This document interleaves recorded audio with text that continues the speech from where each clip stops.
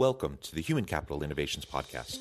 We're your source for personal, professional, and organizational growth and development, where we share original research, explore industry trends, and interview executives and thought leaders from across the globe. We hope you join us often for practitioner-oriented content around all things related to leadership, HR, talent management, organizational development, and change management. Maximize your personal and organizational potential with Human Capital Innovations Podcast. Do you enjoy the Human Capital Innovations Podcast? Please subscribe, leave a review, comment, share, and consider supporting the podcast on Patreon, even at the producer and sponsorship levels.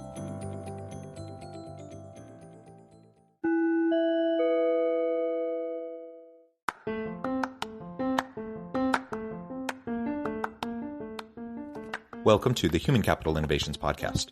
In this HCI podcast episode, I share my recent panel discussion from the Western Academy of Management Conference titled, What Have We Learned? COVID-Inspired Approaches to Teaching and Learning.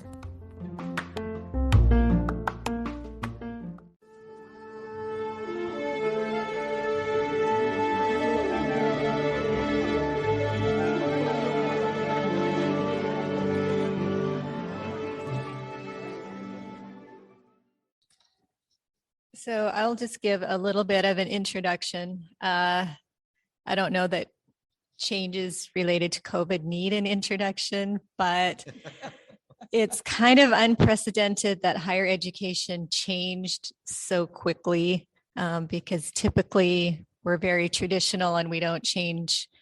Change is very slow.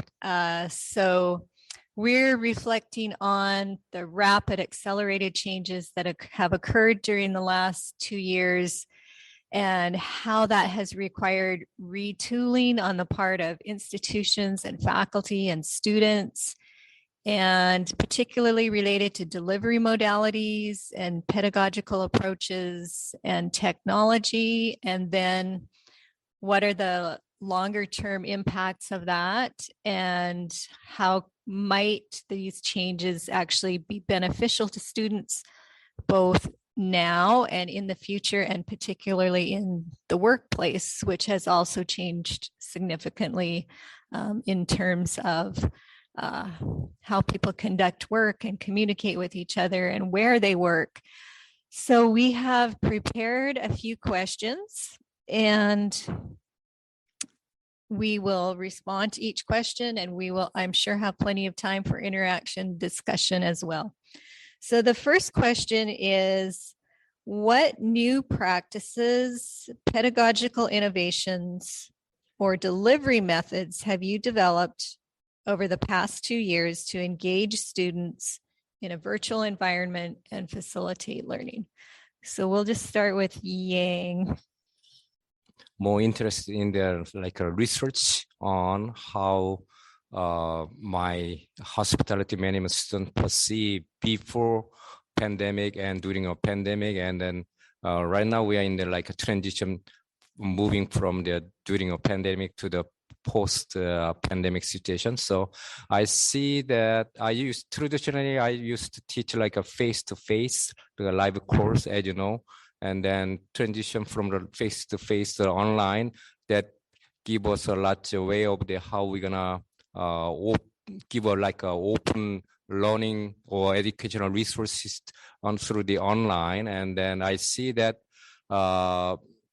comparing the pre-pandemic and then during a pandemic situation, we see that there are a lot demanding from the students. That I see that more than 5 to 10% of requests coming from the student, because as I said, I'm teaching hospitality management student. They are working as a full time, like a 3 shift in the morning, daytime, and then in evening night shift. So they are asking more extension of the due date and then open up the more learning resources during a pandemic situation, because they see that they can be physically located in different area. Right now I have one student based in Hawaii, and then wants to give a more tutorial session.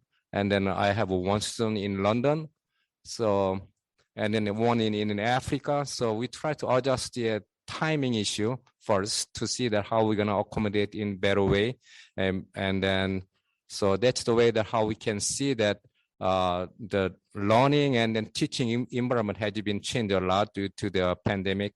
And then their working hour has been changing, then there's a situation. And right now also I have one student physically located in Utah, but their immediate family located in Ukraine right now. So they have a tension. So they ask a lot extension and then excuse from their how they're gonna meet the deadline, something like that. There is one challenge that I can see that there is a difference between the pre-pandemic and during a pandemic and transition moving through to the post-pandemic right now. Flexibility has really been the name of the game over the last couple of years. And certainly flexibility in terms of the health, the physical and mental health of students as they're navigating everything, and then flexibility in terms of timing, whether synchronous or asynchronous approaches to our course design, and then obviously locational flexibility. And so overnight, most institutions had to go virtual. Many of them did live streaming. Some of them had, some courses were asynchronous. So with all that context, the course I wanted to focus in on in my commentary today is my organizational development and change management class. Now, I've been teaching this course in a wide range of modalities for the last, 12 plus years. So I've taught traditional face-to-face, asynchronous online. I've taught it in various hybrid formats. But in all of those different ways that I taught it previously, I'd never taught it the same way that I ended up teaching it the last couple of years during the pandemic. The other component to this class, so not only is it's a change management course, and we're going through theories and we're doing practical application and case studies, but it's also a service learning course. And so the students always do a hands-on experiential learning, live case consulting project with an area organization. And that's always been a hallmark of my class. Now, doing that in a face-to-face or a hybrid environment is one thing. Even doing it in kind of a more traditional online environment is another thing. Over the last 2 years, I've had to wrestle with how am I going to go about doing, a live case experiential learning consulting class with students who in many cases are scattered. You have time zone issues, all of that stuff that Yang was just talking about. But also you have the issue with community partners in the organizations you're trying to work with, where previously the students could go in person and they could meet on site and they could meet with people and do interviews and collect data and do whatever they're doing for their OD change intervention project. And now they have to do everything virtually as a team. They can't meet together individually as a team, and they have to do everything with the client virtually as well. So that's been the wrestle, that's been the challenge, and that's what I'll be sharing more about as we go through it with the panel today. So I've been, I've been in this department for only a year. I was in the accounting department teaching business law at the time when COVID hit. And we were basically closed down. And I was teaching face-to-face business law classes. Part of our engaged learning with these courses, all of the teachers there ask for experiential information and engaged learning in going to court. That was totally closed down. So I had a big problem with that. I had some of my students who were very, it was March when it happened, very eager beavers, and they did it early, but most of them did not. So I had to resort to finding some, basically it was a pretty famous murder case in Utah where a doctor had killed his wife. But of course, they didn't know that because they had to watch the YouTube. Anyway, having to trade that and change that up completely and design it completely different, along with, because this class, my face-to-face class, I do an online business law, but it's a different course. It's a different publisher. It's everything. So I had that one and it was okay. But this one was different. And getting all of the new assignments that I had to have them do and doing asynchronous. So I had to teach classes at the same time, every Tuesday and Thursday or Monday, Wednesday, Friday, whatever it was. And for me, that was really I was very nervous because I didn't know. And we have Microsoft. So I had to learn Teams like in a day. And teaching this synchronous class at 1:00 in the afternoon on Tuesday, Thursdays, and making sure that my students were going to be there. So for me, that was a huge thing. Over the weekend, I was afraid I wasn't even going to be able to show up because I didn't know if I knew how to do it that well. Thank goodness it all worked out. It's great now. I love it. I'll just add a couple more points. So at our university, we were very much encouraged to be flexible, as John mentioned.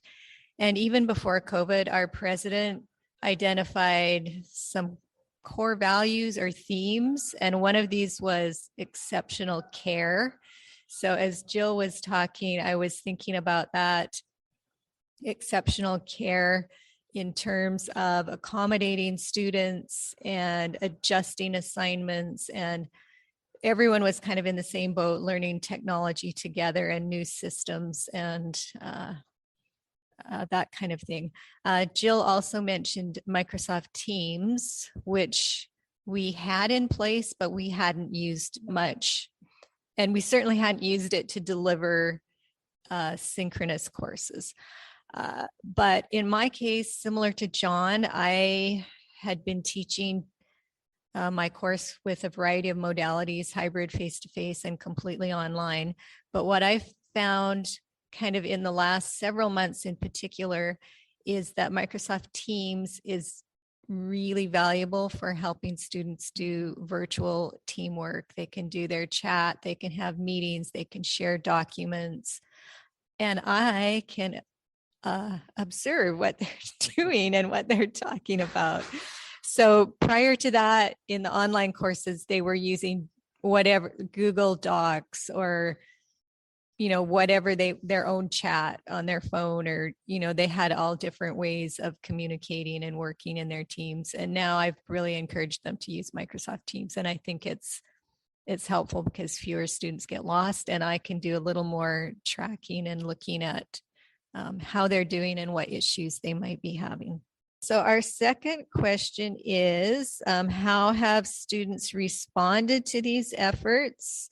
And which of these practices will you keep or modify? And what do you anticipate you'll abandon? So there's always a lot of discussion, are these permanent changes? What have we learned, and what will we move forward and continue to support? So we will get some perspectives on that from our panelists. I'm teaching two courses, which is extremely different course modules. Like one is the STAT course, and the other one is the global tourism. So as the title says, that one is a little bit difficult to follow through, and then the other one, which is the global tourism, it's more self-study. I don't need to give more detailed information about the like in terms of lecturing and then assignment, something like that.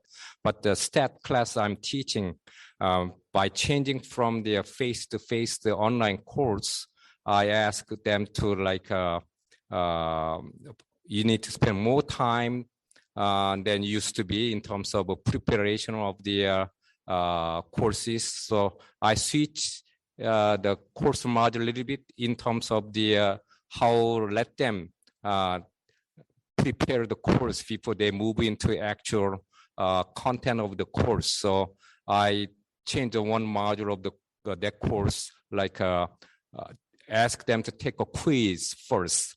Then I can give a little bit push to them to reading a material before moving to the actual content of the the chapter by taking a quiz, so they have to study anyway. So that's the one that I give them. And then also one thing that I implement into their my course is that I encourage them to be in the team-based learning. We call the TBL. So which focus on the my students working in the hotel industry and the restaurant industry, more service related industries. So they work as a team all the time. So I ask them to learning the course by having a team. So I put that into how they can learning the course material from the team-based learning, which means the peer-to-peer evaluation and then peer-to-peer observation, and how they're gonna engage into more in-depth about their as a team. So I ask them to, why don't you submit all the assignment as a team base? And then one submission for the team, and then try to, at the end of the semester, I will ask about the peer observation, peer evaluation to see that who is the leading person in that group, even though I assigned the team leader in that group. So I want to motivate them that having a team-based learning, that kind of a concept into that. So I see that there are a lot increase of their learning, especially for the STAT class, by sharing that some kind of solutions and then tips about how they can solve some kind of a case study, something like that. So I see that there is an improvement of learning by asking them to do the team-based learning from the peers. And if they don't come up with a great solution, and then I ask them to ask me, and then I act like a tutor for each team. If they have some kind of conflict issue about the learning concept, something like that. So I like the team-based learning, especially in this kind of during a pandemic situation. There are definitely things that I plan to adjust going forward, and other things that I've discovered over the last couple of years that have really, really worked well, that I think I'll continue to do. So I'm going to try to just outline a few of them, and I'm happy to talk, more with any of you if you have questions about that in more detail. With my organizational development and change management class, like I was saying previously, one of the biggest new challenges was not necessarily the modality or the live streaming or things like that, but it was the connection with community partners, doing service learning, experiential learning when everything has to be done virtually. And so one of the things that I chose to do right away was simplify my approach. Previously, what I had done is essentially the semester leading up, to the next semester, I would be vetting community partner organizations, client organizations. Through my own personal network, sometimes I'd use resources at the university. I would start to line up organizations, and I start to line up projects for my students. And I would usually, I would have a class of maybe 35 students. So I would want, around 6 or 7 projects that they could do. So I would reach out and try to arrange projects with 6 or 7 different organizations, and each project would be unique with each organization. They'd all have similar parameters, similar kind of scaffolding around what the projects needed to look like, but ultimately they were each unique projects, and then the students would self-select into teams based on which organization they wanted to be a part of and what the specific project was going to be for that organization. I would invite representatives of the organization to come into class, either in person or join us through Teams or some sort of video conferencing. The first week of class, the students would then decide which ones they wanted to be a part of, and they would self-select into teams. And for the most part, I'd have them rank order like which projects they wanted to be on, but pretty much students usually got to work on the projects they wanted to with the people they wanted to.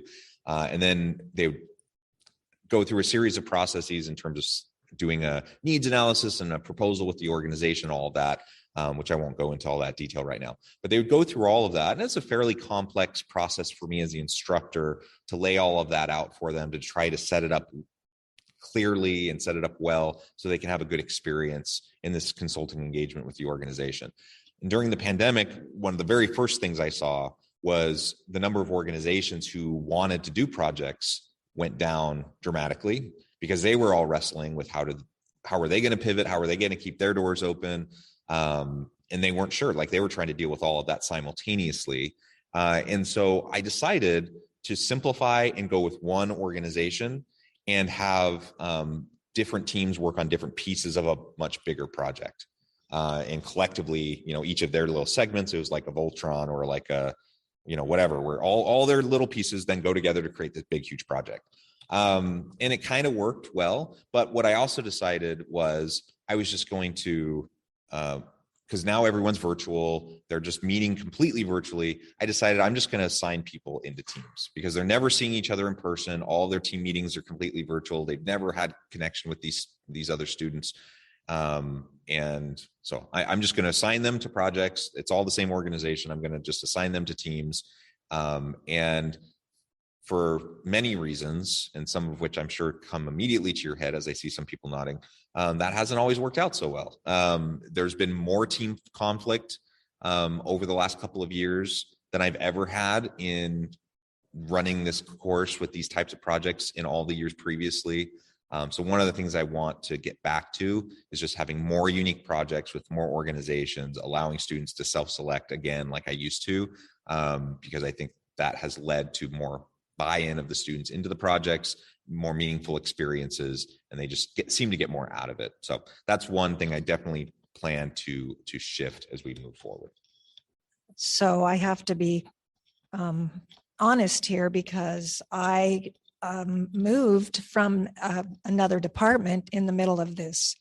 So I was teaching all business law classes at the time the pandemic hit, and then I moved just a year ago into this department. So I am still trying to gain a lot of some kind of track of what I'm doing, basically.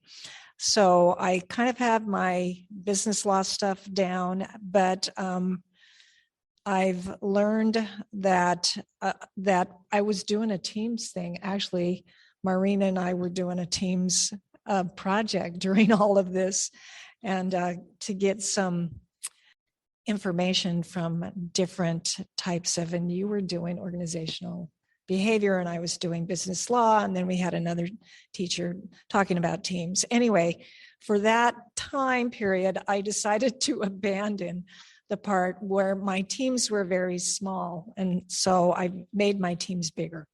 My teams were only 4 people, and because it was the pandemic, and this was my business law teams, they were, some of them never showed up to class and never did the work and never did what they said they were going to do. And there was a lot of conflict there because people felt like that they were doing all the work, which they were. And I just had to say, hey, just kind of work with them and do what you can with what you've got.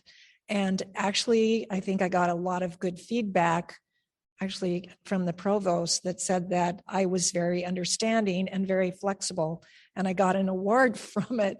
And I think it was from those actual, because I was flexible and trying to work with them and understanding what they were going through. Hey, they're not doing this part and they're supposed to do it and they're not doing it. So I'm abandoned 4 member teams. That's not big enough for me. And also I've started a whole new curriculum too. So I've had a lot of stuff on my plate to do now, business ethics.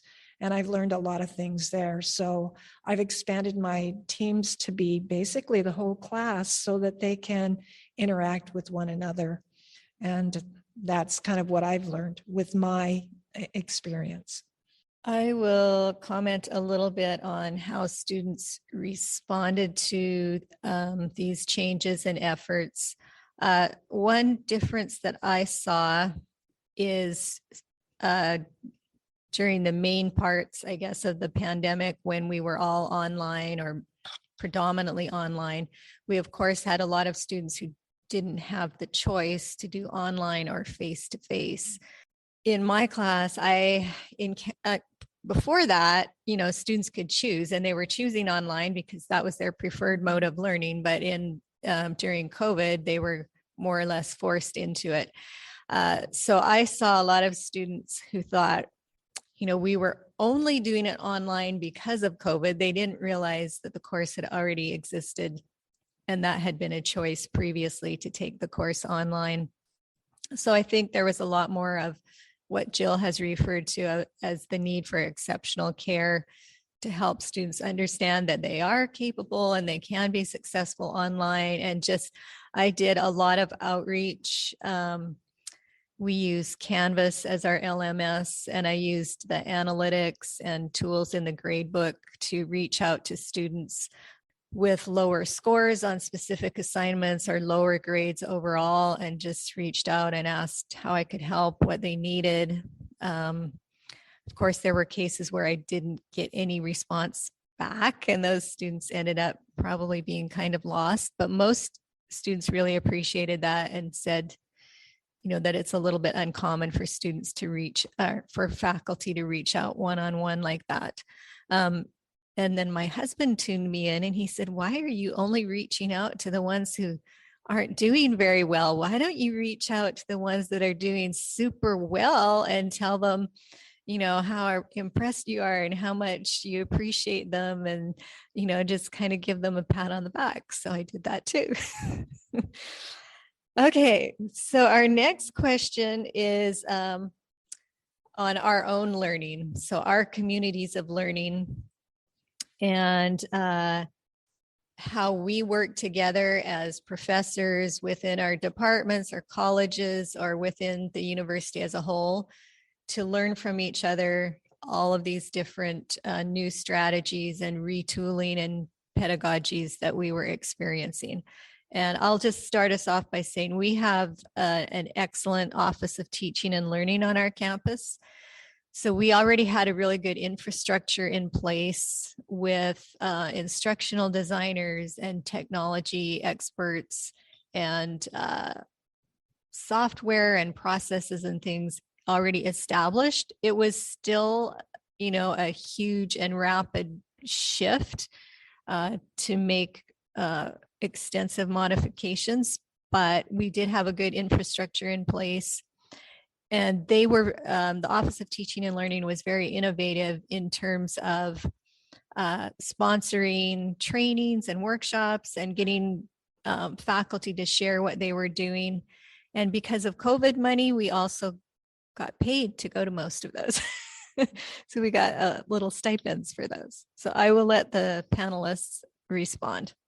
My institution, Utah Valley University, gave us a great, as Maureen said, that great professional development workshop. So I attended the first stage of the team-based learning workshop. But actually, I felt that like it's a more theory or conceptual-based workshop. So it's a little bit tedious at the first time, but as time moved on, and then I learned that team-based learning is one of the fundamental way of how we can let my students improve their learning. And then right now I'm attending another workshop, which is the second stage of the team-based learning, which is based on the more practical way of how we can share our experience among the peers of, the peer mean the faculty members that who've been teaching team-based learning courses. So I think that our Office of Learning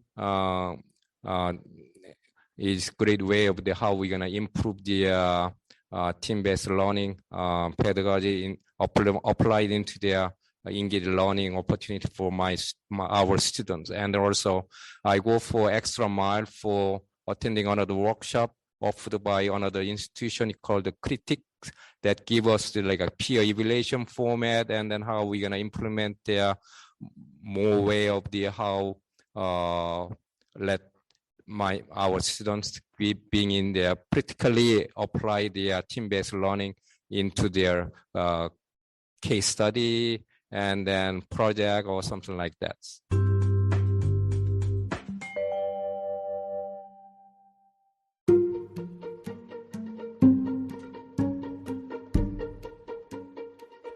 Welcome to the Human Capital Innovations Academy. Courses, micro-credentials, and certificates to upskill and reskill for the future of work.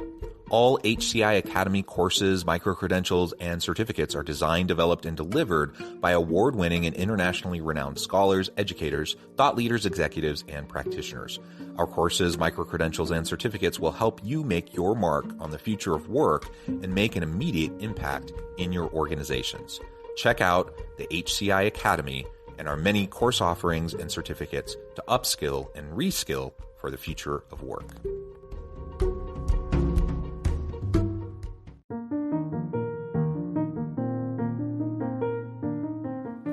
Check out our new weekly LinkedIn newsletter, Alchemizing Human Capital, exploring industry trends via original research and interviews with executives and thought leaders from across the globe. We look forward to having you join us.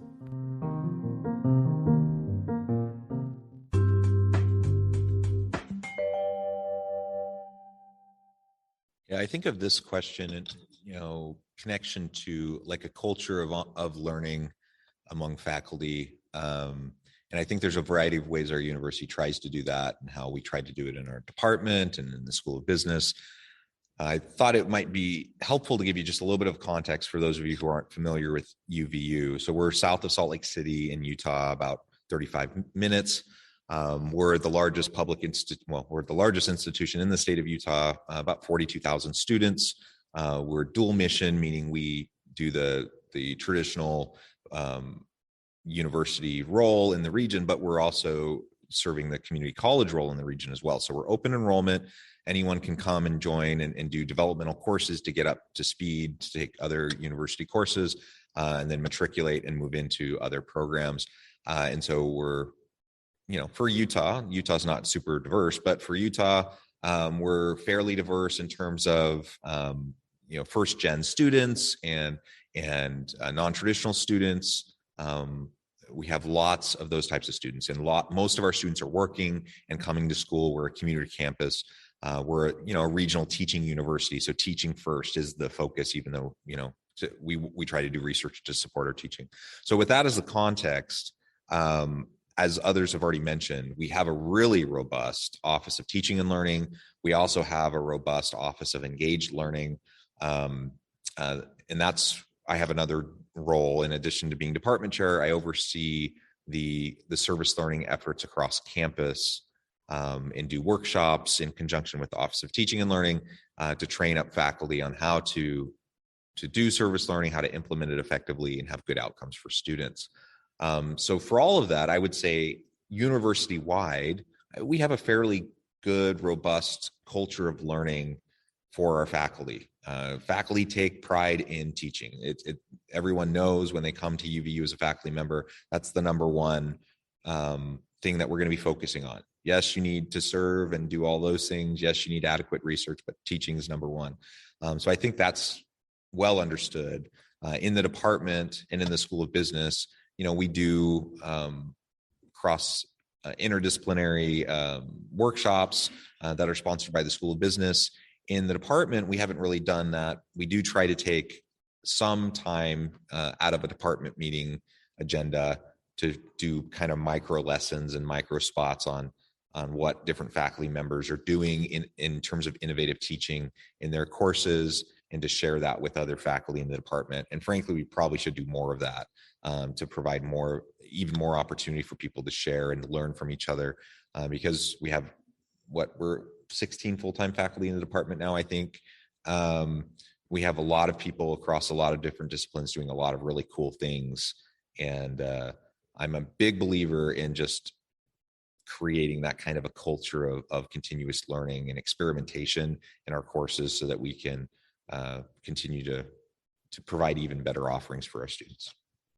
I think that Yang probably mentioned this, but I was really excited to take from the Office of Teaching and Learning, the Online Teaching Academy, and get my certificate for online teaching, which was, and I did that about a year ago, I guess, in the midst of the pandemic, hoping and praying that this would help my online classes because I pretty much ended up just teaching online, even though, what was it, last semester or fall semester, we were doing both. I didn't do that, where they were doing a face-to-face and a synchronous at the same time.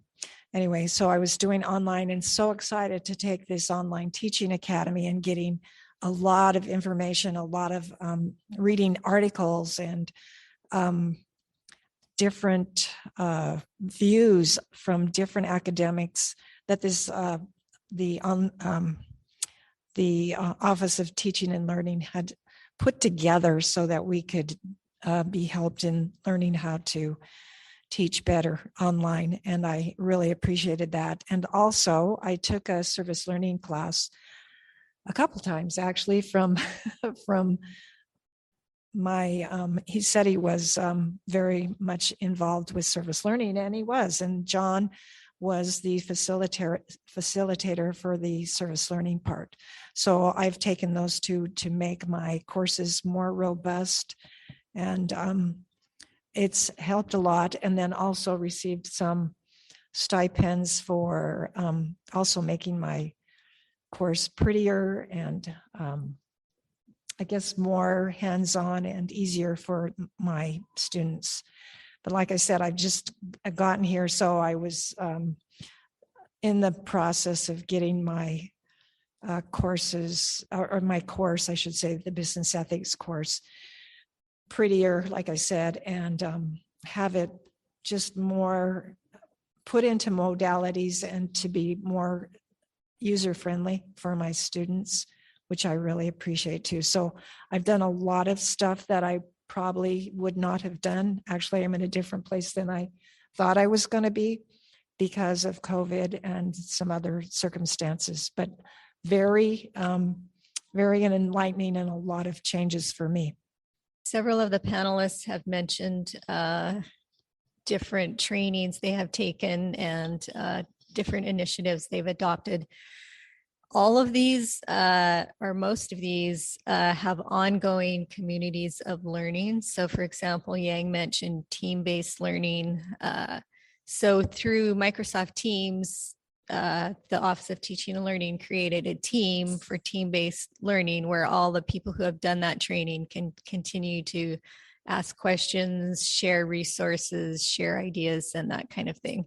So it's not just a one-time type of training or development activity, but you're continue to be connected with faculty across the university and learn and find out what they're doing. So that has also been valuable. Our next question is focused on technology. So innovations that have helped students develop skills that will be valuable in the future. So we're looking to, through all of this time with COVID and the changes that have been made and technology and different types of learning, how can we use that to help students prepare better for their careers and what they will encounter in the workplace? Our institution, we use the Canvas and through the Microsoft Teams. So I think it takes time for the students to learn how they're gonna technically improve their skill on the utilizing their Microsoft Teams. So I'm more engaged into upload the course lecture through the Microsoft Teams, so we can share my lecture, and then I invite them to see the lecture that I posted in, and also that's for like a regular lecture, and then also I give a tutorial session for my stat class because they have some kind of a conflict issue in terms of understanding some concept of each chapter. So I encourage them to more engage into Microsoft Teams technological skill that they can improve. So the more they can engage in the Microsoft Teams technical skill, the better they can use it for the classroom and then for their job situation too. And also I see the technology issue in terms of how they're gonna apply the utilizing the Excel, that most students know that how they can use the Excel, but I ask them to advance their skill, utilizing the Excel skill to adopt into the like a research on like a small case study, something like that, how they're gonna implement the numbers, then come up with the good outcome in terms of the in our hotel industry, we focus on the revenue management, how we're gonna maximize the revenue by looking at the yield management concept, looking at the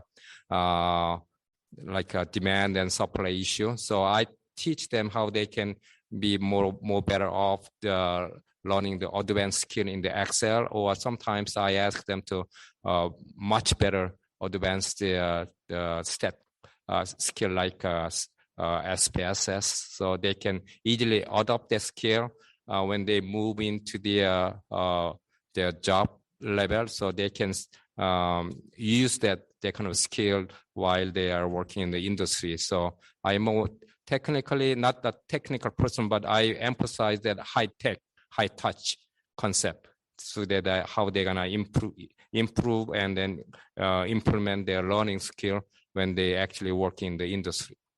For this question, I thought I'd focus a bit on the future of work aspect. I think Yang mentioned the technology pretty well. The pandemic accelerated us into this shift, right? There was already a movement towards online learning. Our university had made pushes towards that. It's not like online learning was new, synchronous or asynchronous, but the massive widespread adoption of it was new, and people being uncomfortable with the technologies and then learning, kind of being forced to learn how to embrace the technologies and how to utilize them effectively, that was new. And now people who thought they never wanted to teach online, I don't know how it is that you're in university, but many of those very same people that kind of went kicking and screaming towards teaching online during the pandemic, now that they've kind of figured out how to do it, and they realize the strengths of it and how to do it effectively, now they kind of don't want to go back.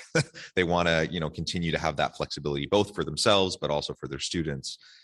So that's an ongoing dynamic that's going to be interesting to see how it plays out at our university.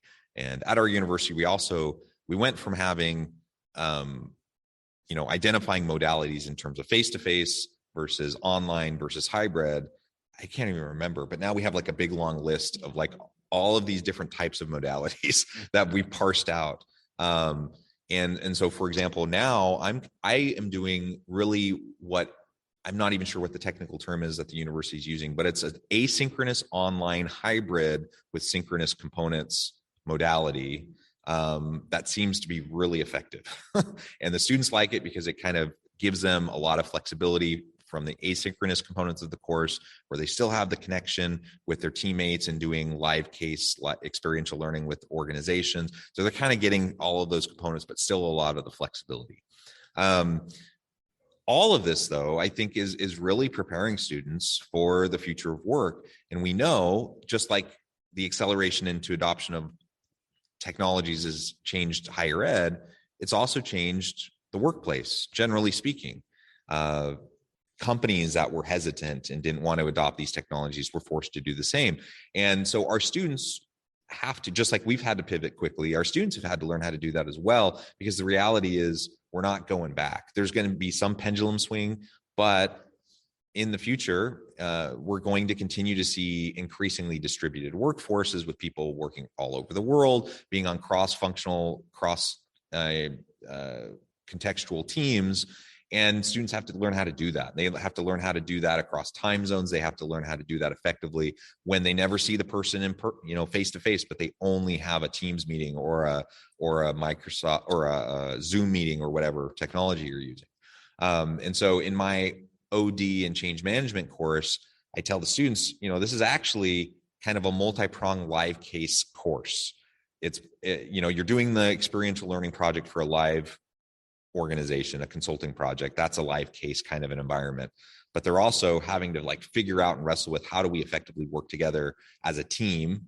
That's a live case kind of an environment. And frankly, a lot of OD and change management and culture change and those types of topics that we cover in the course, a lot of that comes back to how do you work effectively as a team? And so I want to see them learning and applying the course concepts into how they do their teamwork so they can be more effective. And then the other piece is, the shifting nature of work and the landscape of work and the distributed workforce and the contingent workforce and the gig economy, and like all these different components that are leading into how the future of work is changing. They have to be addressing it in real time in the class as they're doing their projects with each other and with their client organization. So all of that, I try to parse that out and to point that out to the students because they don't always make those connections unless I make it explicit. But this is the kind of an environment they're going to find themselves in the future. So we want to make sure that they're ready for it. And I feel like I'm doing my part to help them with that.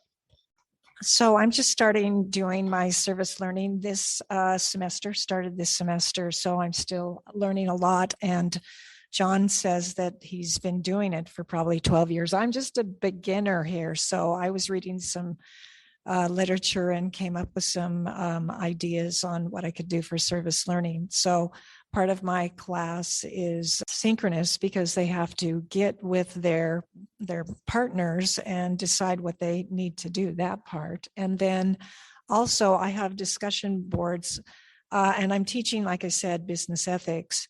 So it's going to be more of a soft skill or being more of a get more information from different people. Maureen mentioned that a lot of our students are working, they have families, they're very busy. So online works very well for them.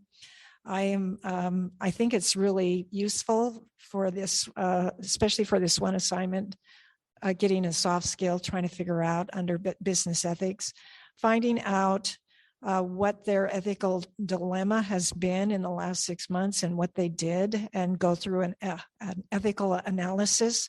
And all of the students, like I said, for this class, they're all in one team, is able to read all the others and what they did. So they can see all these different people working in different environments. I think this is very useful to see what they did and what their ethical dilemmas are so that they can step into the workplace and know, oh yeah, I heard about that. I heard about this. They have to make comments to their other colleagues as well. So I think in this area, especially in ethics, they will be more attuned to what they need to be maybe prepared for, so that they know. So the tech part, they're learning on their own, and I'm helping them with their discussions and doing and using their LMS and putting it into modalities, et cetera, like Yang was talking about, but also these deep thinking things where they have to think about what is happening and how am I going to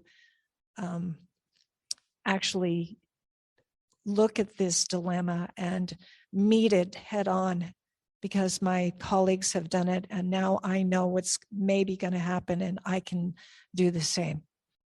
All right, thank you.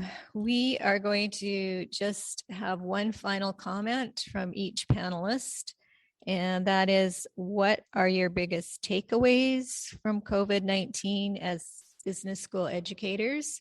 And then we'll open it up, and we would like to hear from you and get your ideas and any questions you have.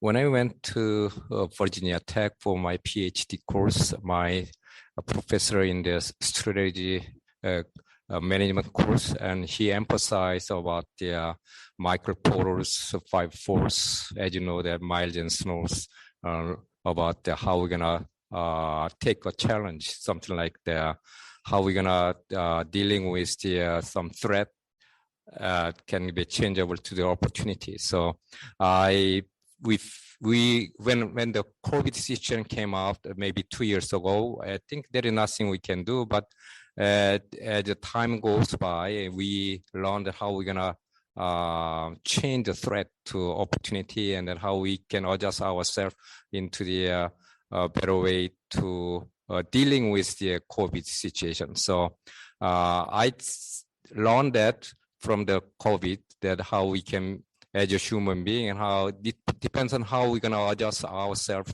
into different angle. So I encourage my students, same thing. When you are dealing with a different subject like a stat class, and most students' perspective was that, oh, it's so hard, and then I want to just pass the course. But I encourage them by using a COVID situation that you overcome right now, and then you can overcome the situation you have for this the stat course same way. So I encourage them to overcome and then take a challenge as like a way of how you're gonna dealing with that, and then same thing will be happen in your future career, something like that. So I think that having a COVID is a great way that how we can change our perception by looking at a different angle. Yeah, the pandemic has definitely been a crash course in change and in trying to pivot. And I think we've learned both through the pain and the trial, but also through the opportunity, that this really is a chance for ongoing learning and development. And I think that's been a very positive outcome of the pandemic, despite all of the hard things that have occurred. I just published an article on change agility and change readiness. And I would say that's my biggest takeaway from all of this in the last couple of years, is the rate and pace of change is only accelerated as we think 2, 5, 10 years into the future, and we try to project out the future of work and what even our jobs as academics in higher ed will look like. There's no putting the genie back in the bottle. Like, we're just continuing to move forward, and we have to learn how to be ready to adapt and to adopt the changes that are happening around us, so that we're being proactive and strategic as we move forward, not just being reactionary. And it's all about change agility. So moving forward, I want my students to learn how to be agile and to be ready for change in their careers. I want faculty in the department to learn how to do the same. I hope that that's something I'm trying to do and modeling for people. Ultimately, that's going to be the name of the game in the future, that we just have to be ready for a constant state of adapting and change if we hope to stay relevant and add value to our students and to the broader community. I think to add to both of those, I mean, we're talking about tech, and we're talking about the agility, but we can't forget that the people that we're dealing with are real people, and they need the exceptional care like we've talked about. And I've learned a lot about that, trying to give exceptional care to my students, what I need to do to help them even more. Sometimes I have to take a stand when they haven't done any of the work for the whole semester. I can't go backwards and say, yes, you can do it, but I can help a lot with a lot of different problems that students have come up with. With this agility is also a lot of brokenness that comes. So, and I've seen that, and I think we need to keep that in mind as well, to be exceptionally careful.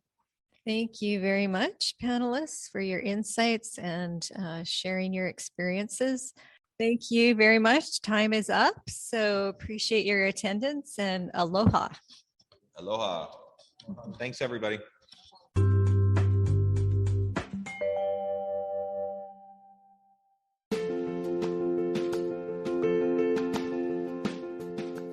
Bluer Than Indigo Leadership, the journey of becoming a truly remarkable leader. Early in my adult life, I learned about an Asian proverb that translates as bluer than indigo. If you think about the color indigo, it is a brilliant, deep, and vibrant blue, what some would call the bluest of blues. To have something that is bluer than indigo is rare and truly remarkable. Contrary to popular myth, there is no one-size-fits-all or cookie-cutter approach to effective leadership. There is no silver bullet, no secret sauce, no go-to model that will solve all of your problems. The truth is, great leaders have all had their unique strengths and flaws, and have all had to discover and then pave their own distinctive path in their life's journey to fulfill their leadership potential. Bluer Than Indigo Leadership will help you discover your own path and explore those ordinary, everyday actions that will help you respond to an uncertain future and produce extraordinary results for individuals, teams, and organizations.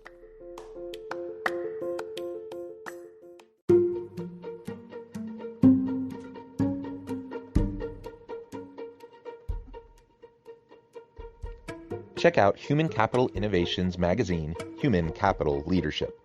Human Capital Leadership is a free, interactive e-magazine with the mission to help individuals, leaders, and organizations find innovative approaches to maximize their human capital potential. We publish issues quarterly in August, November, February, and May. Take a look at the latest issue and let us know what you think.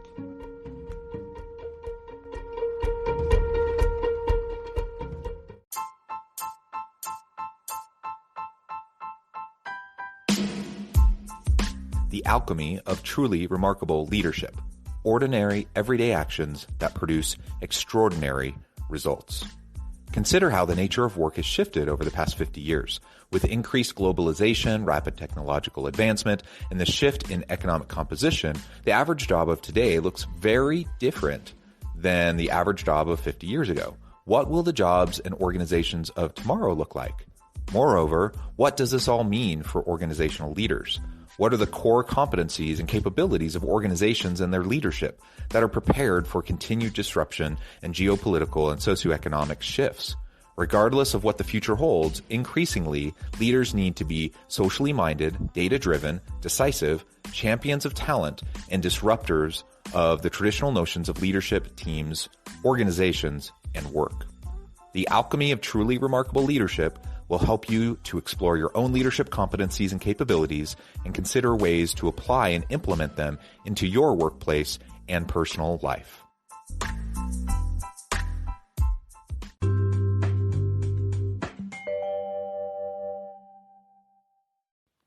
Do you enjoy the Human Capital Innovations podcast? Please subscribe, leave a review, comment, share, and consider supporting the podcast on Patreon, even at the producer and sponsorship levels. Thanks again for joining us for this episode of the Human Capital Innovations podcast. I hope you stay healthy and safe and that you have a great week.